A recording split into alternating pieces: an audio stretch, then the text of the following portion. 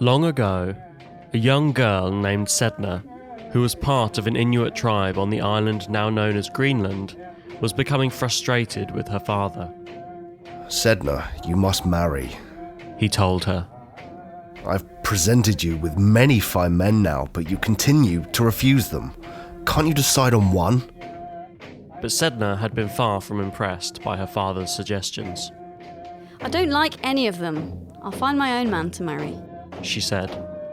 But I've already picked out the best men in the tribe for you, and there's no... He stopped and sighed.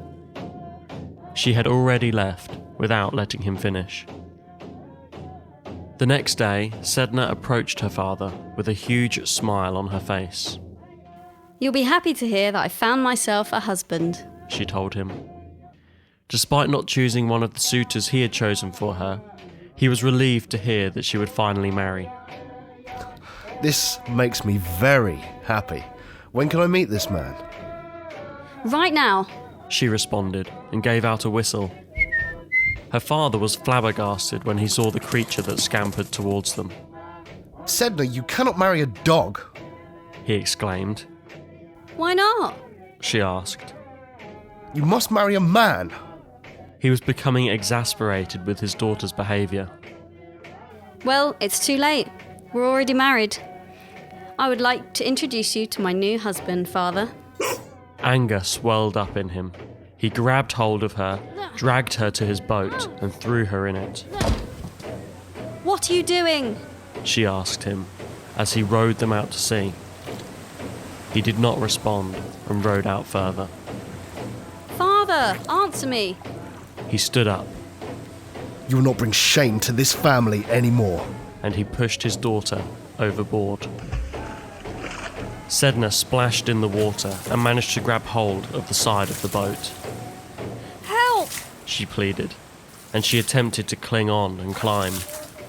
Her father reached down and presented a knife, which he used to cut off her fingers. Then, he watched his daughter sink down into the ocean. Under the water, something was happening. The fingers that had been cut off were now one by one transforming. The first became a seal, the next a walrus, the third a whale, and so on until the ocean was populated by a host of new creatures. These creatures found Sedna and gathered around her. She still lived. She became a goddess of the sea. When the tribes on the land above committed misdeeds, it would cause her hair to go wild.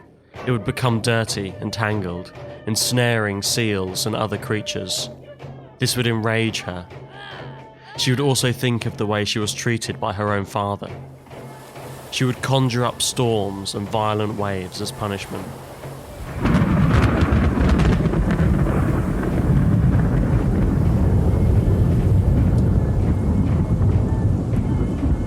To placate her, the Inuit tribes would send a shaman down to her, who would comb her long, black, tangled hair, releasing the animals trapped amongst it, which the tribes were then able to hunt once more. The shaman would talk to her each time and find out what had caused her anger. He would then return to the tribes and communicate the taboos which had been broken, so that they all knew what had upset the goddess. She is still visited by shaman to this day, as she has been for millennia.